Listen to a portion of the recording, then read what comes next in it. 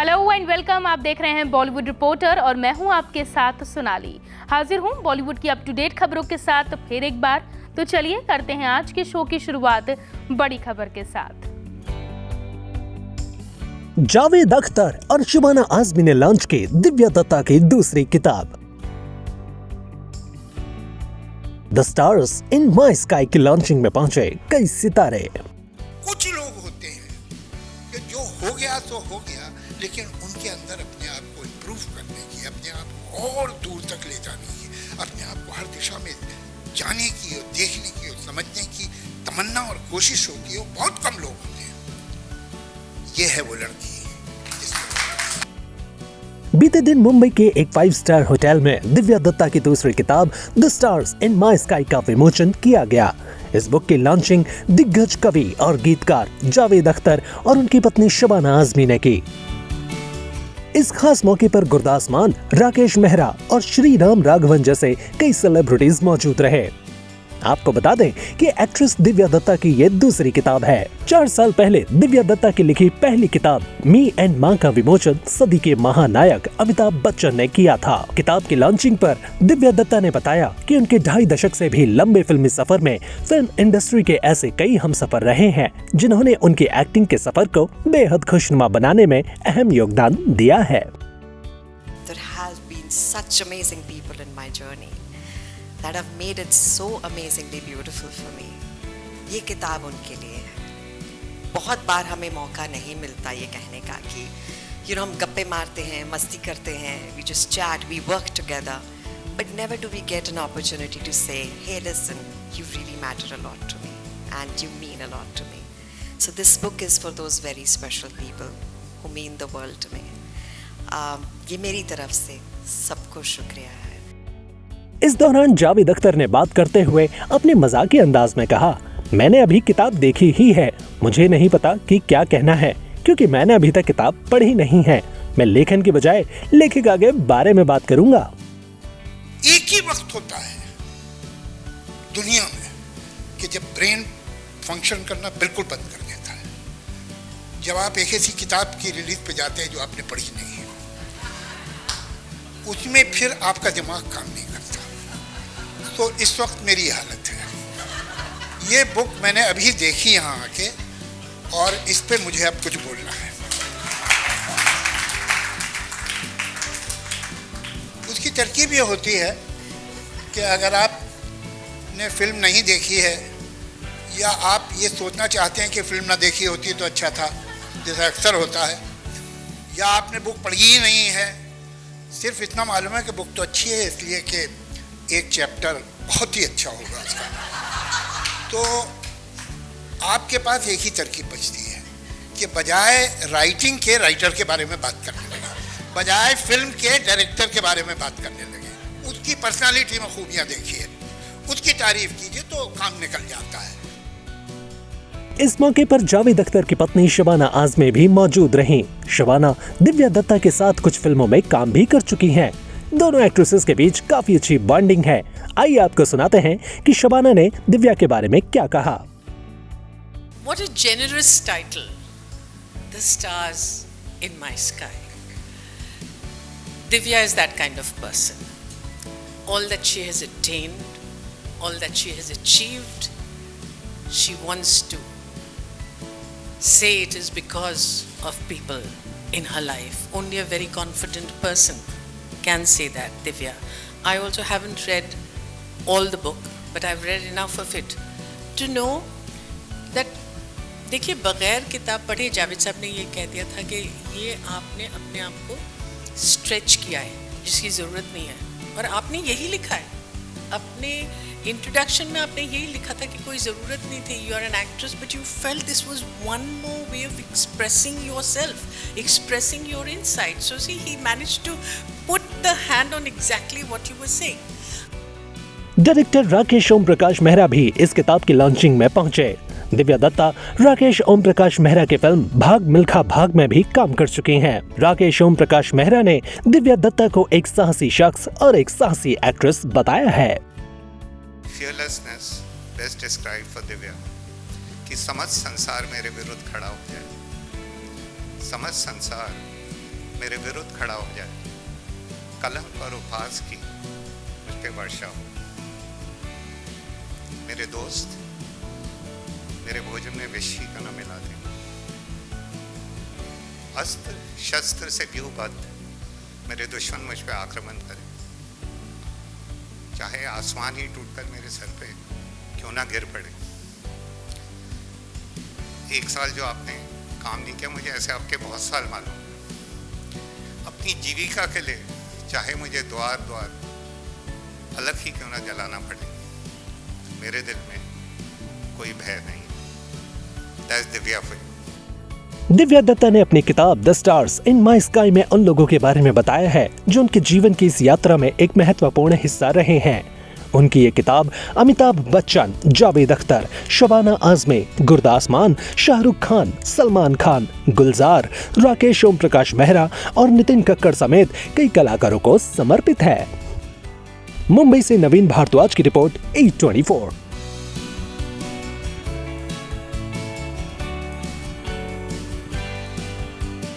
कंगना कर रही थी करण की खोज, ऑर्गेनाइजर्स ने बदल दी क्वीन की सोच। पद्म अवार्ड्स सेरेमनी 8 नवंबर को राष्ट्रपति भवन नई दिल्ली में ऑर्गेनाइज की गई थी, जहां फिल्म इंडस्ट्री से बॉलीवुड एक्ट्रेस कंगना रनौत, डायरेक्टर एकता कपूर और करण जौहर जैसे कई कलाकारों को पद्मश्री अवार्ड से सम्मानित किया गया।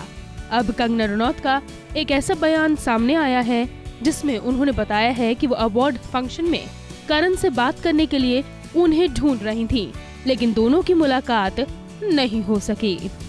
कंगना रनौत ने एक मीडिया हाउस से बात करते हुए कहा है कि वो अवार्ड सेरेमनी में करण जौहर को ढूंढ रही थी, लेकिन ऑर्गेनाइजर्स ने दोनों की टाइमिंग अलग अलग रखी थी। एक्ट्रेस ने कहा, हमारी सेरेमनी अलग अलग समय पर हुई थी। मुझे लगता है कि हम दोनों को अलग रखने के लिए ऑर्गेनाइजेशन ने टाइम अलग रखा था। मैंने करण जौहर को वहां ढूंढने की कोशिश की, लेकिन वो नजर नहीं आए। आगे जब एक्ट्रेस से पूछा गया कि क्या वो करण जौहर से मिलकर उनसे बात करती, तो इस पर उन्होंने कहा, हाँ बिल्कुल, दो लोगों के बीच विवाद, झगड़े या असहमति हो सकती है, लेकिन इसका मतलब ये नहीं है कि आप एक दूसरे के अस्तित्व में विश्वास ही न रखें। मैं हर तरह की कोएग्जिस्टेंस को बढ़ावा देती हूँ। दरअसल कुछ वक्त पहले ही कंगना रनौत ने सोशल मीडिया पर एक स्टोरी शेयर की थी, जिसमें वो साल 2007 के फिल्म फेयर अवार्ड में होस्ट करण जौहर को इग्नोर करती दिखी थी। इसे शेयर करते हुए एक्ट्रेस ने लिखा था, मेरा एटीट्यूड पहले से ही खराब था। आगे दूसरी स्टोरी में एक्ट्रेस ने लिखा, ये मेरा इंडस्ट्री में पहला साल था, मैं युवा अवस्था में थी, लेकिन एटीट्यूड ऐसा ही था। सब जानते हैं कि कंगना रनौत शुरुआत से ही करण जौहर के खिलाफ बयान देती आई हैं। क्वीन हमेशा से ही करण को मूवी माफिया और नेपोटिज्म का झंडा गाड़ने वाला कहती हैं। सुशांत सिंह राजपूत की मौत के बाद भी एक्ट्रेस ने करण पर कई संगीन आरोप लगाए थे। शायद यही वजह है कि विवादों से दूरी बनाए रखने के लिए ऑर्गेनाइजर्स ने भी दोनों की टाइमिंग में अंतर रखा था, लेकिन बावजूद इसके मिस रनौत का इवेंट पर करण की खोज करना फैंस को हैरान कर गया।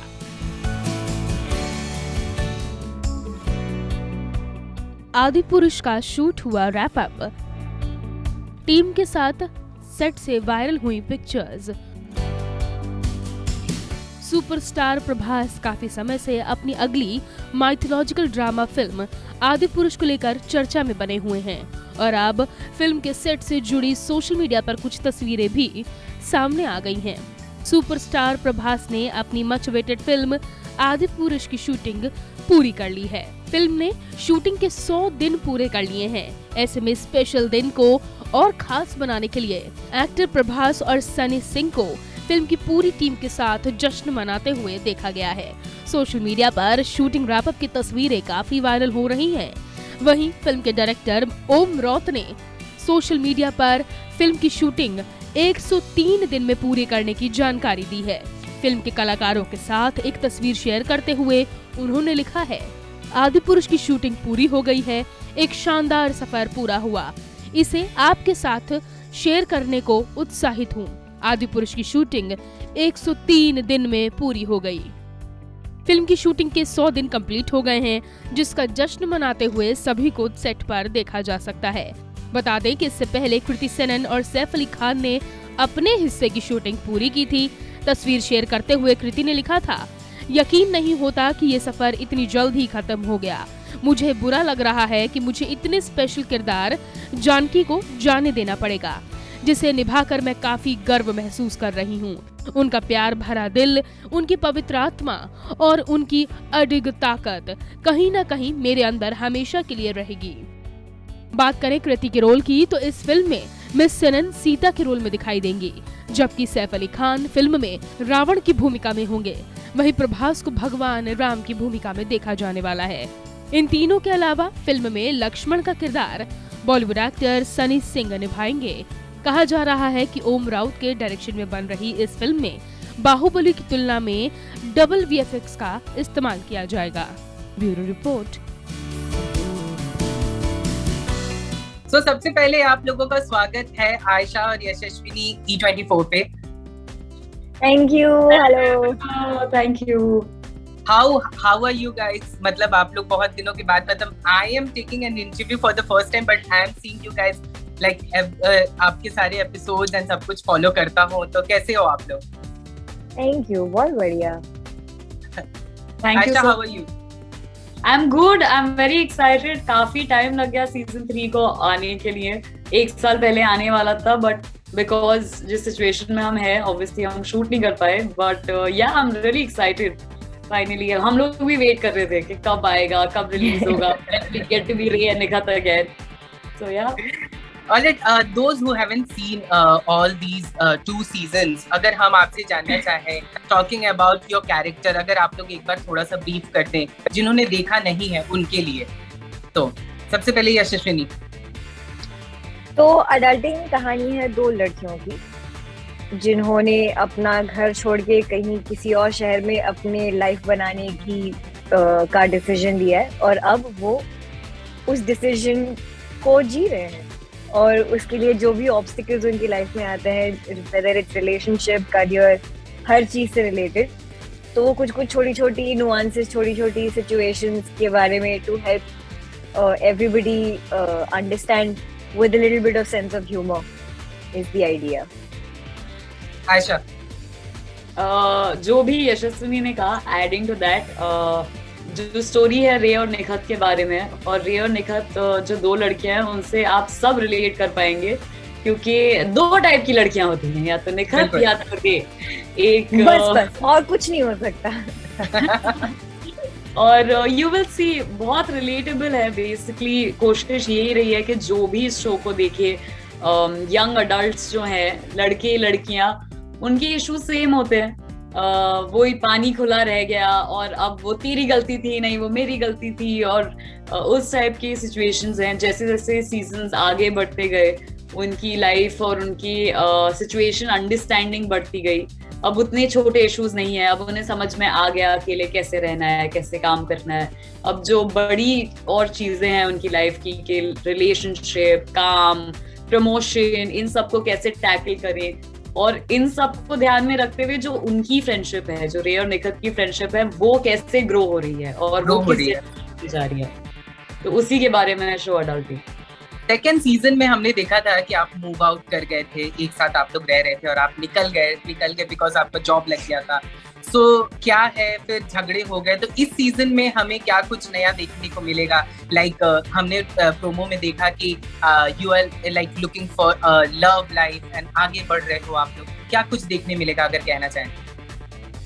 हाँ, इस सीजन में निखत को रियलाइज होता है कि यार मैंने तो अपनी पूरी जिंदगी, जब से मैं घर से बाहर निकल के काम करने आई हूँ, या तो मैं घर पे अपने माँ बाप के झगड़े सॉल्व कर रही हूँ, या मैं अपनी फ्लैटमेट और मेरी जो बेस्ट फ्रेंड है उसकी रिलेशनशिप, उसकी लाइफ, उसके चीजों में ज्यादा फोकस्ड हूँ। तो इस सीजन निखत रियलाइज करती है कि नहीं, मैं अपने लिए अपना प्यार ढूंढूंगी, और कब तक ऐसे ही अकेले अकेले जिंदगी जीऊंगी। बट वो भी जो हमारे एज के आई थिंक लोग हैं, उनको रियलाइज होता है इट्स नॉट दैट इजी। ऐसे दुकान पे जाके नहीं बोल सकते, सुनो मुझे बॉयफ्रेंड चाहिए, वो ऐसा ऐसा होना चाहिए। तो उसी के बारे में है निखत का एटलीस्ट आग। You were saying something. Yeah, I was basically adding to that, and कि उसी, अब यही होता ना, जब आप किसी के साथ रह रहे हो तो उनके चॉइसेस और डिसीजंस आपको भी डायरेक्टली इम्पैक्ट करते हैं। तो अब जब Nikhat has started going on this path, तो हाउ रे decides to take a different path, and she is trying to focus on her career. And honestly, actually, it's the other way around, because Ray इतनी focused है अपने career के बारे में, और निखत को realize होता है कि कितना वो Ray पे dependent हो जाती है कुछ चीजों के लिए, which is why she decides, although there are other reasons जिसके कारण उसने decision लिया, but she decides to do something for herself for a change. And वही दोस्ती यारी में हमेशा साथ रहेंगे ये प्रॉमिस तो होता है नहीं, कभी कभी थोड़ा सा ब्रांच आउट होना पड़ता है, अपनी जिंदगी जीनी पड़ती है कि दोस्ती यारी में साथ रहेंगे, फिर जैसे जैसे आप बढ़ते जाते हैं आपको रियलाइज होता है कि ओ ऐसा नहीं है। कभी कभी थोड़ा डिटॉर लिया जा सकता है, लेना भी चाहिए, और ये वही डिटॉर वाला स्पेस है। अच्छा, ये स्टोरी काफी रिलेटेबल है, लोगों के हर एक के लाइफ में ऐसा होता है। क्या आप लोगों के लाइफ में ऐसी कुछ घटनाएं हुई हैं इससे रिलेटेड, अगर आप बताना चाहें तो? आई थिंक ये सेम चीज यशस्वी और मैंने बहुत बार डिस्कस करी है हमारे डायरेक्टर्स के साथ। जब इंटरव्यूज भी देते हैं तो सेम बात बोलते हैं कि जो निखत का कैरेक्टर है वैसे यशस्विनी की लाइफ है, और जैसे रे का कैरेक्टर है उससे मैं ज्यादा रिलेट कर लेती हूँ।